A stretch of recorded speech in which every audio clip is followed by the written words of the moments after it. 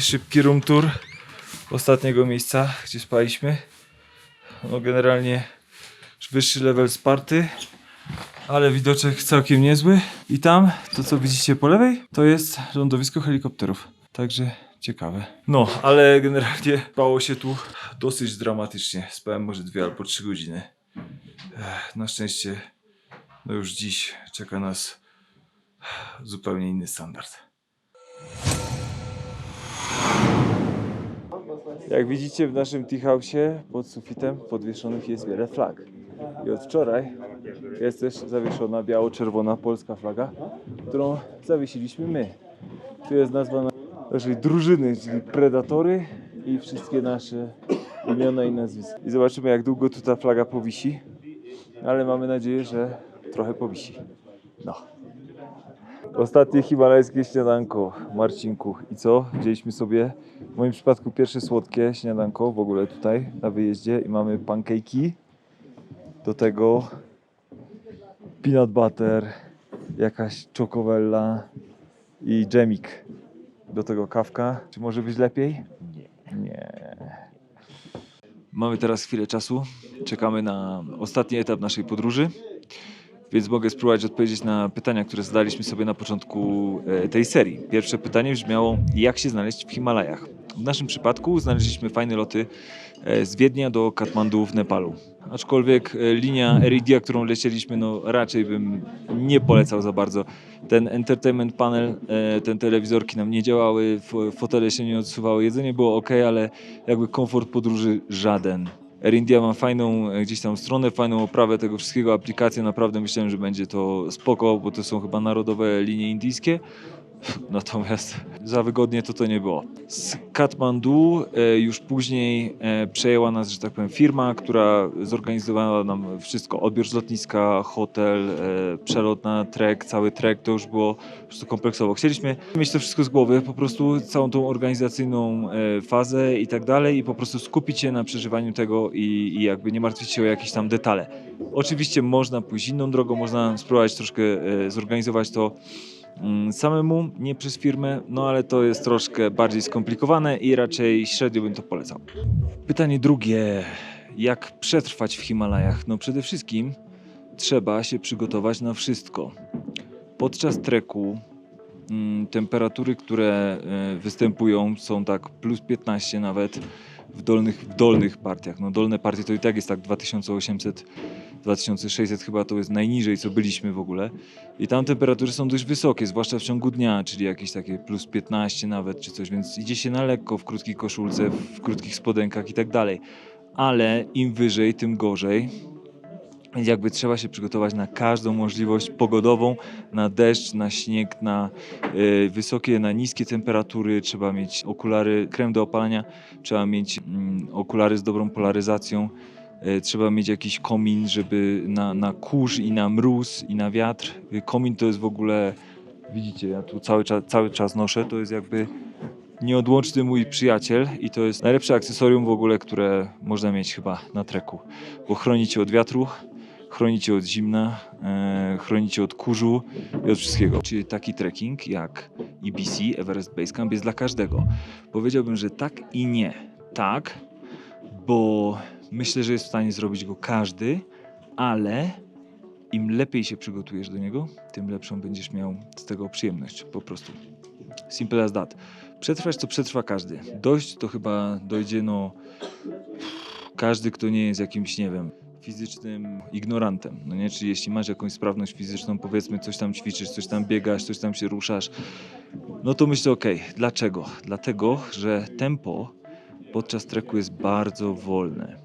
I to ma swoje uzasadnienie. Na wyższych wysokościach dużo większym problemem jest niska zawartość tlenu w powietrzu, a nie same jakby opory, które dają ci mięśnie. Więc jakby z tego względu jakby mięśniowo ten trek, no fakt, że trwa 9 dni, są różne podejścia i tak dalej, no i łazi się po te parę godzin dziennie po górach, po kamieniach, po rzekach, po mostach wiszących i tak dalej, ale nie jest to jakiś taki zajazd, żeby tego nie zrobić. Natomiast złota rada jest taka, im lepiej się do tego fizycznie przygotujesz, tym większą będziesz miał przyjemność z całego treku. I to chyba tak można podsumować. Jak to jest z tymi tragarzami? Generalnie tragarza mieć należy, kropka. I będę bronił tego, dlatego że nasz sprzęt na osobę ważył, myślę, że w granicach 20 paru kilogramów. Niesienie tego ze sobą przez 9 dni na wysokości 3, 4, 5 tysięcy metrów. Wytrzymasz dzień, wytrzymasz 2, masz wytrzymać dni 9, a jak wracasz na nogach to dni 12. Można się siłować, można to robić jakby na siłę w ten sposób, żeby to zrobić samemu, ale to jest po prostu zajazd niepotrzebny, jeśli ktoś chce zrobić sobie wyzwanie, jeśli chce coś zrobić sportowo i tak dalej, jeśli chcesz mieć trekking dla przyjemności, jeśli chcesz mieć z tego fan, jeśli chcesz mieć z tego widoki, jeśli chcesz mieć z tego fajne zdjęcia, jeśli chcesz mieć dobry humor podczas treku, tragarz, porter, sherpa, jak ich nie nazwać, jest potrzebny i serdecznie polecam. Jedzenie na szlaku, starałem się dość dokładnie dokumentować to, co jedliśmy. Generalnie powiedziałbym, że daje radę. Codziennie mieliśmy do wyboru naprawdę z 40 opcji. Śniadaniowych, no tam nie wiem, z 15 powiedzmy, więc karta jest duża i problemu nie było żadnego, żeby sobie znaleźć coś. Ja za każdym razem starałem się znaleźć coś nowego w menu, coś popróbować, potestować, ale też popularne to są jakieś pizze, makarony. No wiecie, dużo węglowodanów, żeby jednak ta energia wchodziła, trochę tłuste śniadania. No w takich okolicznościach, kiedy jednak tych kalorii pali się dużo, to jest uzasadnione. No nie, więc można sobie trochę pozwolić, można troszkę inaczej patrzeć na życie, patrzeć na kaloryczność naszych posiłków, bo jednak trzeba wziąć poprawkę, że jednak solidnie się tutaj te kalorie spala. Więc no, też się dużo ładuje węgli i tłuszczy tutaj. Białko naszym odkryciem był tuńczyk, bo generalnie polecana jest na szlaku, o czym też pewnie gdzieś tam wspominałem już, dieta wegetariańska. Natomiast naszym odkryciem były pozycje z tuńczykiem, bo stwierdziliśmy, że tuńczyk jest z puszki, czyli musi być bezpieczny zasadniczo, no bo no wiadomo, w puszkach no to są rzeczy takie no niezniszczalne. Więc jakby dobre źródło białka też, którego trochę nam brakowało w diecie mimo wszystko, więc nie wiem jak tam na wadze wyjdę ostatecznie, zobaczmy. No w każdym razie te opcje z tuńczykiem spoko, bo ładują nie tylko właśnie, zwykle jest to jakiś tam makaron, ser, no to wiadomo, ładuje się te węgle, tłuszcze, trochę białka, ale jeszcze się dobija białko tym tuńczykiem i to jest wtedy super opcja, bo mięso generalnie no nie jest polecane. Dla Nepalczyków tak, dla naszych europejskich brzuszków niespecjalnie. O, muszę kończyć, bo transport, to kończymy później. Jestem z powrotem, powiedzmy sobie teraz na najważniejsze w tym wszystkim pytanie, czyli czy warto? 100, 1000, 2000, 1.000.000% tak. To, co zobaczycie po drodze, to, co przeżyjecie, ludzie, których poznacie, nie do opisania. Widoki Himalajów, walka z samym sobą. Nie mam słów, żeby to opisać. Po prostu jedno z najpiękniejszych wydarzeń, które mnie spotkały. Na 100% będę bardzo za Himalajami tęsknił, bo to, co tutaj przeżyliśmy, to jest po prostu nie do opisania. Uberek zamówiony, zaraz powinien tu być. Nasz Uberek się kryminalnie spóźnia, ale czy czekając na niego w takich warunkach można być złym? Odpowiedź brzmi nie.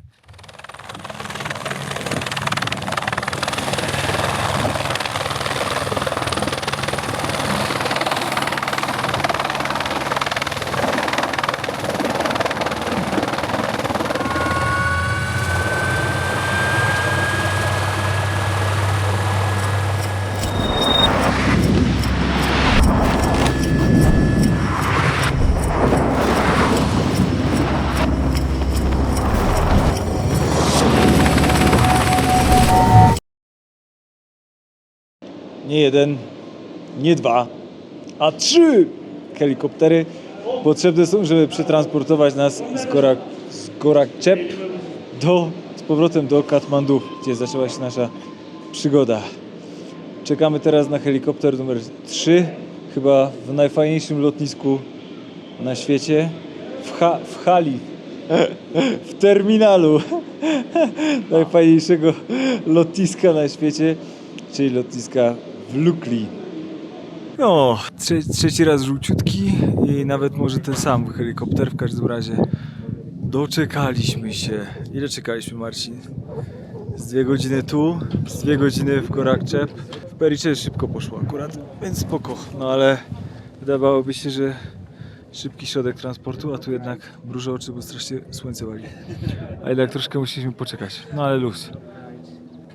Teraz mamy 45 minut, tu może lecieliśmy do kupy z 20, czyli godzina helikopterem, to co my szliśmy 10 dni, 9. Lot numer 3, ostatni. Teraz zaczynamy.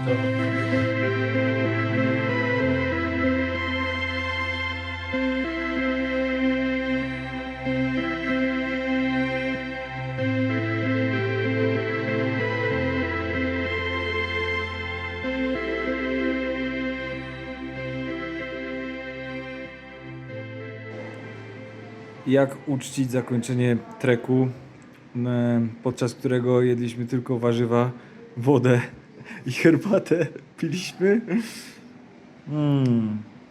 Może ponad 2 litry coli i kilogramowy stek z polędwicy. Co myślisz, Marcin? Jest. Tylko z przytupem. Dzień trzeci w Katmandu. Natomiast po małej przerwie, małej, czyli takiej 10-dniowej, gdzie robiliśmy trek EBC i powiem wam, że już pani nas chce naciągnąć i właśnie o tym chciałem trochę opowiedzieć.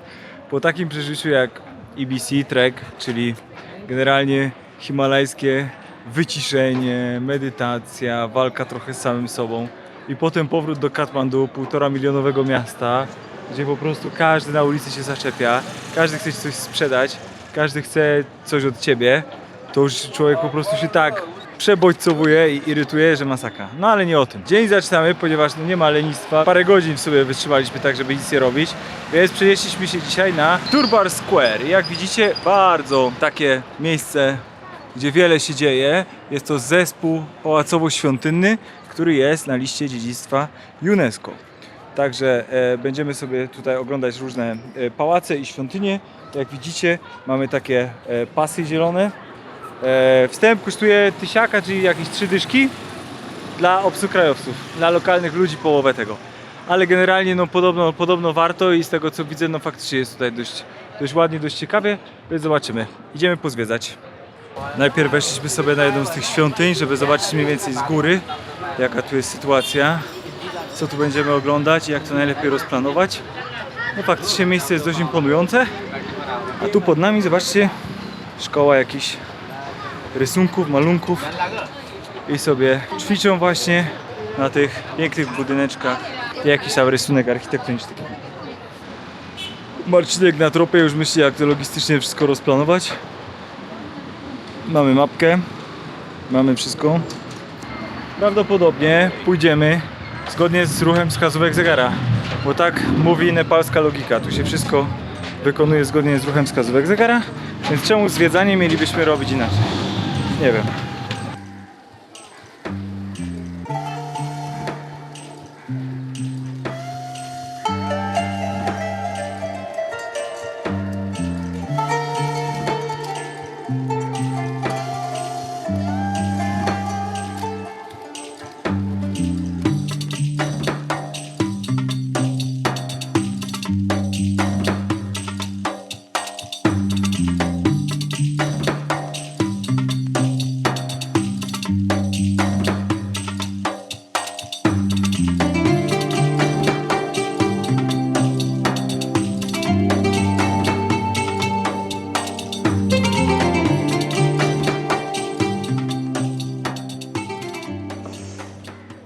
Sporo budynków, jak widzicie, jest pokrytych rusztowaniami i trwają jakieś prace takie rekonstrukcyjne, można powiedzieć, po trzęsieniu ziemi z 2016 roku. Cały czas się to miejsce jeszcze wraca do życia i dawnej jakby formy, natomiast i tak sporo zachowało się praktycznie nietknięte. Że obeszliśmy tutaj większość terenu, zdecydowanie warto zobaczyć. Dużo bardzo pięknych takich pięknych, szczegółowych dekoracji jest. Można naprawdę docenić jakby przywiązanie do detalu tutaj. Teraz wychodzimy na taki bardzo fajny placyk. Oczywiście pełno tam handlarzy, jakichś tam różnych grupieci, ale zobaczymy, może będzie coś innego niż na tych wszystkich stoiskach. Interesujące fakty o tym miejscu, powiedziałbym, są dwa. Pierwsze, warto przyjść. Dużo ładnych rzeczy można zobaczyć, dużo ładnych scenek, wiecie, jakieś tam gołębie, kadzidła, inne tego typu rzeczy, bardzo takie klimatyczne. Druga rzecz istotna, w tym miejscu żyli królowie i to do XX wieku. I odbywały się tu nie tylko koronacje, ale tutaj, dokładnie na tym terenie właśnie jest Pałac Królewski, który jeszcze do niedawna, gdzieś nie wiem, chyba 80 lat temu jeszcze był używany.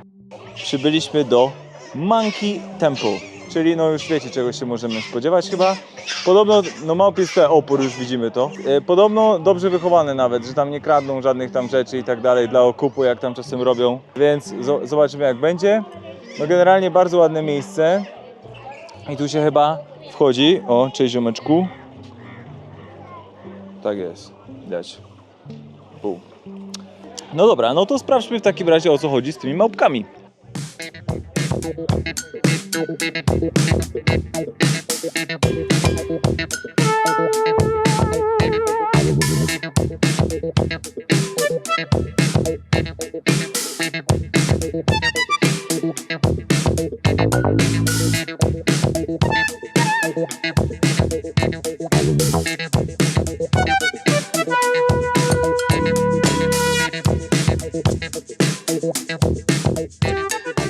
No dobra, ta świątynia to raczej jeden wielki bazar. Generalnie mnóstwo sprzedawców tutaj i to zarówno jakiejś ordynarnej chińszczyzny, jak i może troszeczkę jakiegoś rzemiosła faktycznie, ale no generalnie widać, że full commercial.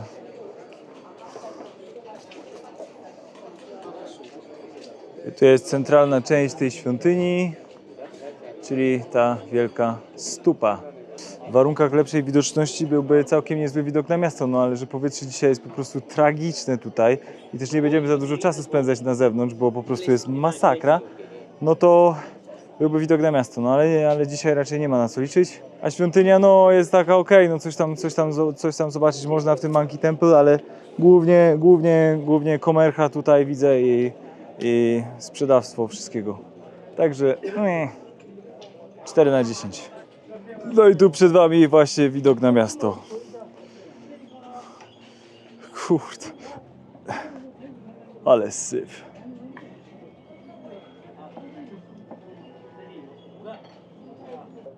Więcej syfu trzeba palić, żeby powietrze było jeszcze gorsze.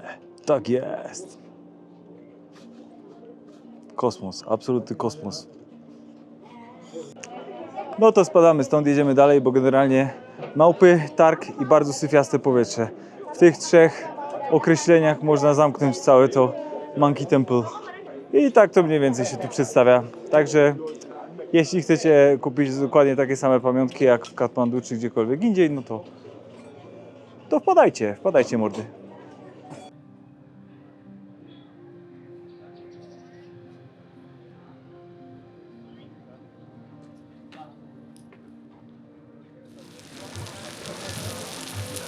Nie mogę się najeść tutejszej wołowiny.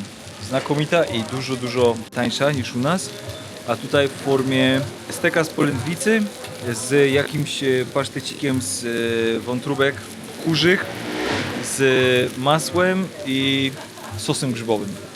Także srogo. I tą ostatnią wieczerzą kończymy naszą piękną nepalską przygodę. Już za tydzień udamy się w zupełnie inny rejon świata. Do zobaczenia!